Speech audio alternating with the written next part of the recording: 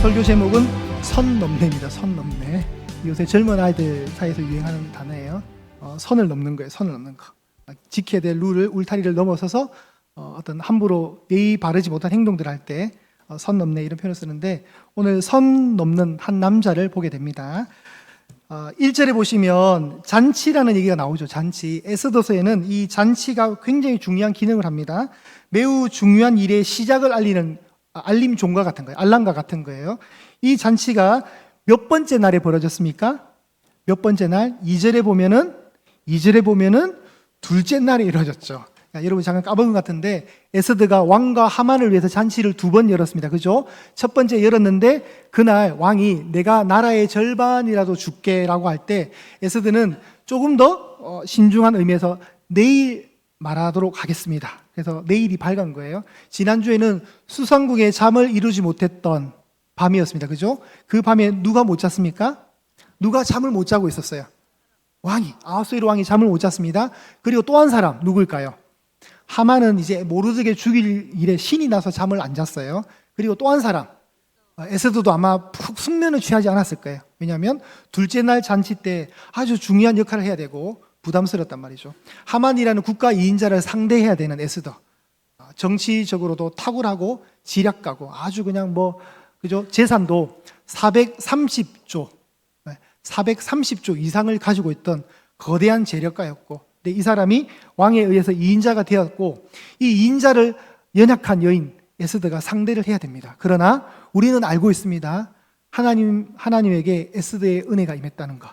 에스더 뒤에 하나님이 계셨고, 에스더 앞에도 하나님이 계셨고, 에스더 위에도 하나님이 계시고, 에스더 전 인생에 하나님이 계시기 때문에 우리가 이 싸움은 이미 에스더가, 그리고 모르드게가 유다 민족이 이기게 될 것이라는 것을 이미 알고 있습니다. 자, 하나님이 어떻게 일을 풀어 가시는가? 두 번째 잔치날, 잔치가 배설되었을 때 왕은 뭘 하고 있었느냐? 자, 2절에 보시면 왕이 이 둘째 날 잔치에 뭘 하고 있었습니까? 네, 술을 마시고 있었습니다. 이렇게 한 잔. 이렇게 그 핑계로 저도 목을 좀 이렇게 하는 거예요. 술을 마시고 있습니다. 술을 마시면 어떻게 될까요? 이게 텐션이 올라가요. 텐션이 알딸딸해지면 기분이 좋아요. 자, 그때 이제 에스더에게 다시 묻습니다. 왕후 에스더여, 그대의 소청이 무엇이냐? 내가 허락하겠다. 그대의 요구가 무엇이냐? 내가 나라의 절반이라도 줄게. 이 나라의 절반이라도 줄게, 이 말을 몇 번 했을까요? 자, 지혜가 있으신 분들은 담임 목사의 손가락을 잘 보게 될 거예요. 이 말을 총 몇 번 했을까요? 3번 했어요. 3번. 진짜 줄 것 같아요? 안 줄 것 같아요? 제가 볼 때 진짜 줄 것 같아요. 술이 들어갔으니까 기분이 좋아요. 오늘 이 잔치를 배설하는 에스더는 성경에서 유독 이 7장에 계속해서 등장을 합니다. 7장에. 앞장에는 여러분, 제가 지난주에 했는데, 앞장에 6장에는 누구 이름이 계속 노출이 되었습니까? 4글자였는데 모자로 시작했는데, 모르드게가 6장에 계속 도배가 되었어요. 이름이. 근데 7장에 딱 넘어오면 이제 이름의 도배가 좀 바뀌어요. 누구일까요? 에스더인데 그 에스더 앞에 직분이 아주 크게 와닿아야 돼요. 왕후. 하나님이 이 에스더의 위치를 왕후라고 일부러 알려주시면서 이 싸움에 나가도록 하신 것 같아요. 왕후 에스더가 이름이 계속 노출이 돼요. 계속 보시면, 제가 또 이거 몇 절에 찾자 그러면 여러분 힘드시니까 다 안 하십니다만은 왕후가 자꾸 등장해요. 그러면 상대적으로 또 이제 이름이 점점 희미해지는 사람 누구일까요? 하만입니다. 하만. 어느 교회에서 오셨어요? 되게 잘하시네요. 하만은 점점 이제 이름이 희미해져요. 대신 그 이름을 채워가는 사람은 왕후 에스더예요. 에스더가 이 왕의 질문 앞에 이제 드디어 답을 합니다. 6장, 5장에서는 내가 너 원하는 거 다 줄게, 뭐든지 말해봐 할 때 그 답에 신중을 기해서 답을 하지 않다가 둘째 날 약속대로 드디어 이 질문 앞에 답을 합니다. 3절에 보실까요? 왕후 에스더가 대답합니다. 대답하여 이르되, 이렇게 얘기하죠. 왕이여, 내가 만일 왕의 목전에서 은혜를 입으며 왕이 좋게 여기시면 내 작은 간청, 소청에 답을 해 주십시오. 내 소청대로 내 생명을 내게 주시고 내 요구대로 뭐를 달라 그래요? 내 민족을 달라 그래요. 자기가 왕인데 자기 혼자 왕궁에 잘 먹고 잘 살면 돼요. 그런데 우리 성도들에게 주는 도전이 이겁니다. 우리 크리스찬들은 항상 나라까지 끌고 와야 돼요. 여러분, 이 나라 조국 대한민국에서 기도 많이 하십시오. 이 우리만 잘 살 문제가 아니라 나라를 위해서 기도하셔야 돼요. 나의 조국을 위해서, 나의 이 대한민국을 위해서 기도하시는 성도님들 되셔야 됩니다. 왕후 에스더는 민족의 문제까지 끌고 와서 민족의 이야기를 합니다. 4절도 계속 보겠습니다. 나와 내 민족이, 또 얘기하는 거예요. 나와 내 민족이 이제 어떤 상황에 놓였느냐? 팔려서 죽임과 도륙함과 진멸당함을 맞이하게 되었습니다 라고 지금 간청하는 겁니다. 왕이여, 큰일 났습니다. 나도 위태로워졌고 내 민족 전체가 위기 앞에 놓였습니다. 이 말이죠. 지금 만일 우리가 노비로 팔렸더라면 내가 잠잠하였으리이다. 우리 민족이 노비로 팔리는 문제라면 제가 이런 말 하지 않습니다. 그렇지만 그런 문제가 아니라는 거죠. 그래도 대적이 왕의 손해를 보충하지 못하였으리이다. 이 말이 좀 어려운데, 이 말은 어떻게 풀이할 수 있냐면, 왕이 입으실 손해를 무엇으로 채우시겠습니까? 내 민족이 이렇게 된다면 왕도 손해 보시는데 그거 어떻게 메꾸시겠습니까? 뭐 이런 문제예요. 자, 왕후가 지금 자신과 민족을 한 동일선상에 놓고 왕 앞에 간청하는 거죠. 이런 모습을 우리가 구약에서 몇 번 보게 되는데 그 대표적인 인물이 모세예요. 모세 출애굽기 32장 올려주십시오. 11절입니다. 모세가 시내산에 올라가서 40일 동안 안 내려왔어요. 백성들이 다급해졌어요. 모세가 너무 안 내려오니까. 그러니까 어떻게 합니까? 우리를 애굽에서 구원내신 여호와를 만들어라는 거예요. 신을 만들어 달라는 거예요. 그러니까 그의 형이던 아론이 금 다 모아서 뭘 만들어요? 황금 송아지를 만드는 거예요. 그래서 막 축제를 벌이는 겁니다. 이 황금 송아지가 우리를 애굽에서 이끌어낸 신이다 이러면 막 이스라엘 백성이 정신 나간 행동을 하는 거예요. 막 춤을 추고 있을 때 십계명의 두 돌판을 받았던 모세가 내려오면서 풍악이 울리는 소리를 듣게 된 거예요. 산 위에서. 이게 무슨 소리냐? 이 뭐 어떻게 된 거야? 보니까 난리가 난 거예요. 난리가. 모세가 너무 화가 나서 어떻게 했습니까? 그 벗개를 집어 던져버렸습니다. 그죠? 너무 화가 나서. 그럴 때 하나님이 내가 다 죽이겠다. 내 이스라엘 백성들 다 진멸할게. 그렇게 할 때 모세가 등장을 하면서 하나님 그러시면 안 됩니다. 자, 11절입니다. 자, 제가 읽어드릴게요. 출애굽기 32장 11절. 모세가 그의 하나님 여호와께 구하여 이르되, 구하는 거예요. 기도하는 거예요. 여호와여, 어찌하여 그 큰 권능과 강한 손으로 애굽 땅에서 인도하여 내신 주의 백성에게 진노하시나이까. 뒤에도 막 나와요. 주의 종 아브람과 이삭과 이스라엘을 기억했으라도 용서해달라는 거예요. 모세가 지금 뭘 하고 있는 겁니까? 자신과 민족을 한 덩어리로 보고 하나님 잘못했습니다. 용서해 주십시오. 사실 모세는 잘못한 게 없으니까 이때 안 죽어요. 근데 나머지 백성들이 죽게 되니까 중보자로서 등장을 합니다. 이 모습은 예수 그리스도의 그림자예요. 예수님이 우리가 심판받는 걸 막으시기 위해서 중보해 주셨잖아요. 저들을 용서해 달라고. 그렇죠? 그리고 또 한 명의 인물이 바로 다니엘입니다. 다니엘 9장입니다. 다니엘이 어느 날 구약 성경인 예레미야 성경책을 보다가 포로 생활이 이제 70년 후엔 끝나는구나. 곧 끝나겠네. 그래서 다니엘이 뭘 하냐면 금식하면서 베옷을 입고 기도하며 주님 앞에 나아갑니다. 하나님께 나아가면서 9장 몇 절이죠? 16절입니다. 올려주세요. 16절 이렇게 기도합니다. 주여 구하옵나니. 기도하는 겁니다. 주는 주의 공의를 따라 주의 분노를 주의 성 예루살렘 주의 거룩한 산에서 떠나게 하옵소서. 이는 우리의 죄와 우리 조상들의 죄악으로 말미암아 예루살렘과 주의 백성이 사면에 있는 자들에게 수치를 당함이니이다. 무슨 말이냐면, 하나님, 우리가 바벨론으로 포로로 끌려오게 된 이유는 하나님을 버리고 우상을 숭배한 벌의 대가입니다. 이거 압니다. 우리 민족이 범죄하였습니다. 제가 우리 민족의 모든 대표성을 가지고 우리 민족의 죄를 끌어안고 제가 대신 기도하겠습니다. 하나님 용서해 주십시오라는 거예요. 그 기도 핵심이에요. 그러니까 자신과 민족을 한 덩어리로 묶는 거예요. 이걸 우리가 배워야 합니다. 크리스찬들은 늘 자신의 가정과 자기만을 위한 기도, 교회만을 위하는 기도가 아니라 더 넘어서서 국가를 위해서도 기도해야 됩니다. 하나님, 이 나라의 주권은 주님이 있지 않습니까? 하나님, 위정자들을 바로 세워주시고 대통령에게 지혜를 주셔서 정치 잘할 수 있도록, 백성을 위하는 위정자들이 될 수 있도록 우리가 그렇게 한마디 기도하는 거예요. 동일선상에서. 지금 에스더가 그걸 하고 있는 겁니다. 자기 혼자 살겠다고 하는 것이 아니라 민족의 위기 앞에 왕에게 호소하는 겁니다. 지금 유다 민족이 당하게 될 암울함은 뭐냐면 4절에 나오죠. 죽임과 도륙함과 진멸당하는 그 상황이라는 거죠. 이 말을 들은 아수에로 왕이 이제 답변을 합니다. 5절에요. 아수에로 왕이 왕후 에스덱에게 말하여 이르되, 자, 합독하실까요? 한번 감정을 실어서 시작. 감히 이런 일을 심중에 품은 자가 누구며 그가 어디 있느냐, 이렇게 하셔야 돼요. 재미없게 감히 이런 일을 심중에 품은 자가 누구며 그가 어디 있느냐 이렇게 하면 안 돼요. 왕은 지금 술이 한 잔 돼가지고 텐션이 되게 올라가 있어요. 이 얘기를 딱 듣는데 뭔가 거슬렸던 거예요. 감히 누가 이런 뻔뻔스러운 일을 하느냐. 그럴 때 에스더가 이제 답을 잘해야 돼요. 여러분, 이제 에스더에게 여러 번 기회가 있는 게 아니에요. 정말 답변 잘해야 돼요. 묻는 말에 짧고 굵게 한 방 묵직하게 날려야 돼요. 저희 어머니가 또 이 자리에 나오게 되는데, 저희 어머니가 제가 묻는 질문을 항상 답변을 어렵게 하세요. 저는 이걸 물었는데 뭐 자꾸 주변 얘기들이 많아요. 막 많다가 돌고 돌아서 저도 헷갈리기 시작. 내가 우리 엄마한테 지금 뭘 물었더라? 헷갈리는 거예요. 엉뚱한 얘기들 막 살이 붙으면 안 돼요. 단도직입적으로 나가야 돼요. 왕에게 이 기회를 놓치지 말아야 돼요. 왕에게 허락된 이 기회를 막 얘기도 길고 막 너무 길게 막 서술을 펼쳐버리면 요지가 없어지면 안 돼요. 굵게 짧게 한 방으로 가야 돼요. 에스더가 뭐라고 합니까? 대적 원수는 이 악한 하만입니다 라고 얘기하는 거예요.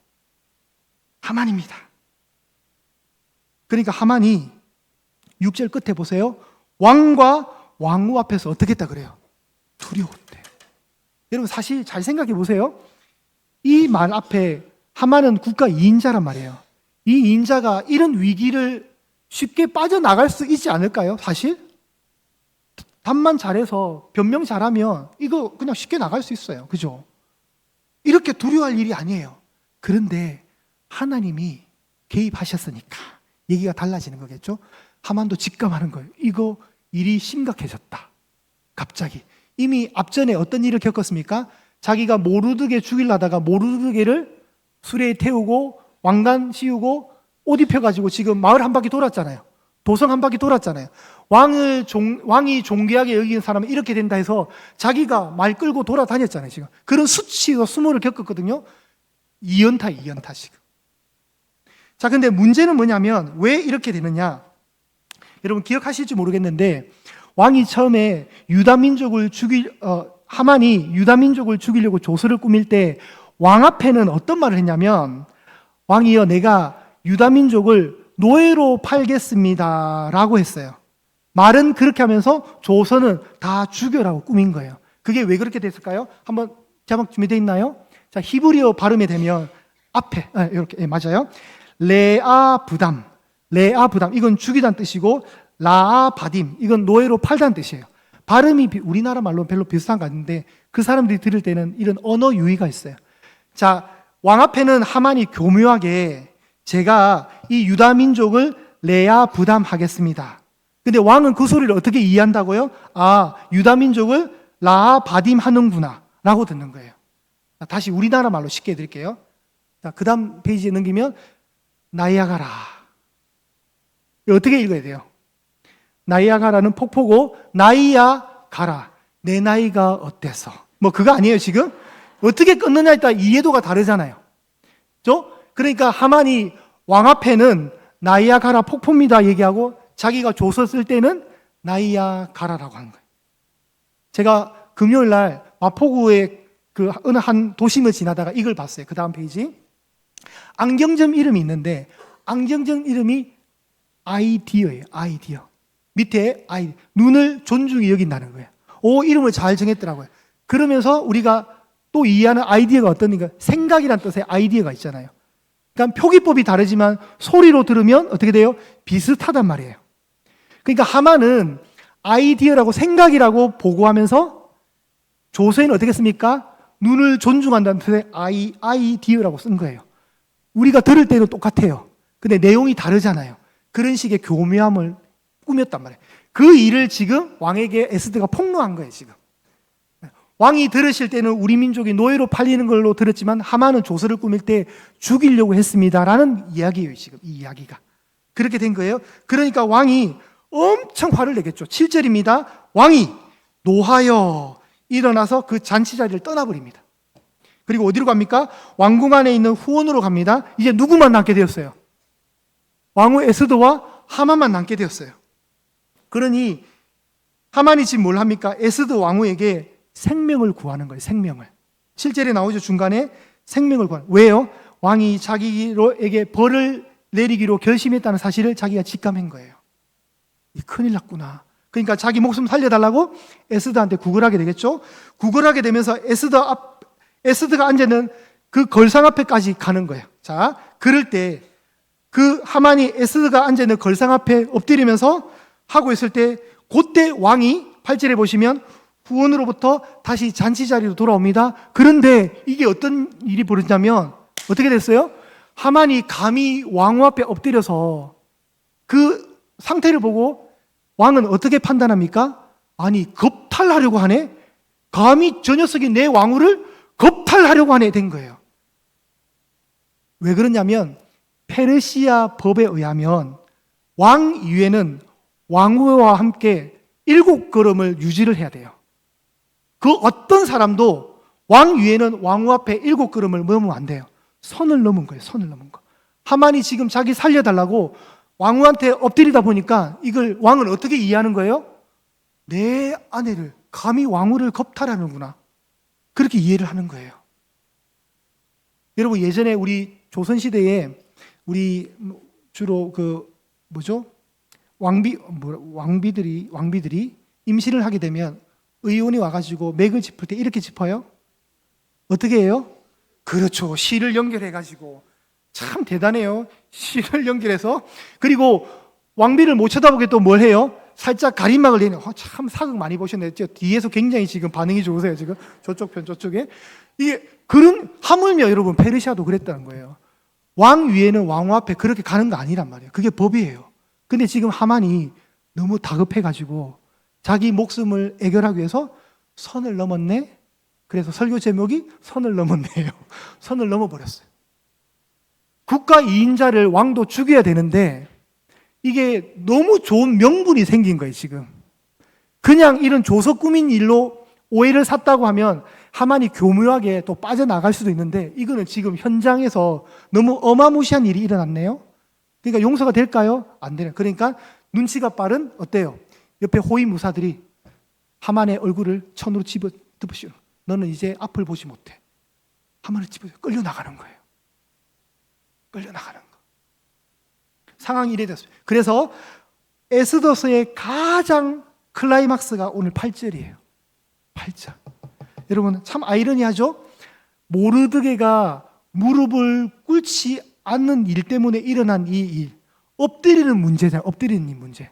한 번만 엎드렸으면 아무 일이 일어나지 않았는데 유다 민족이었던 모르드게가 엎드리지 않는 문제 속에 일어났던 일이 결국은 보세요.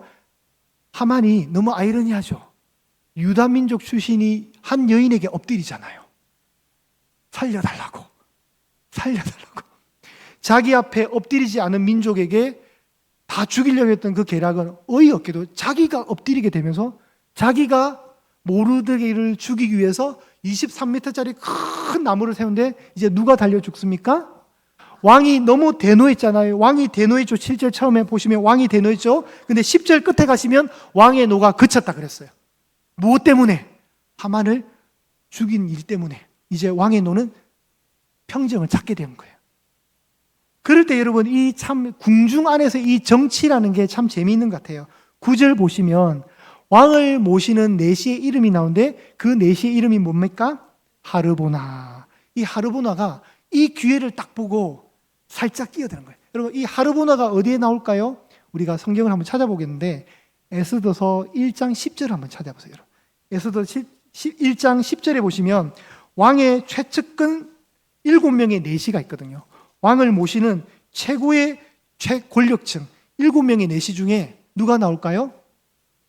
누가 나옵니까? 저기 보면 어전 내시 무후만과 바스다와 하르보나가 나오는 거예요. 하르보나가. 하르보나가 이때 나오는 거예요. 야, 그러면 성경이 왜 이걸 얘기할까요?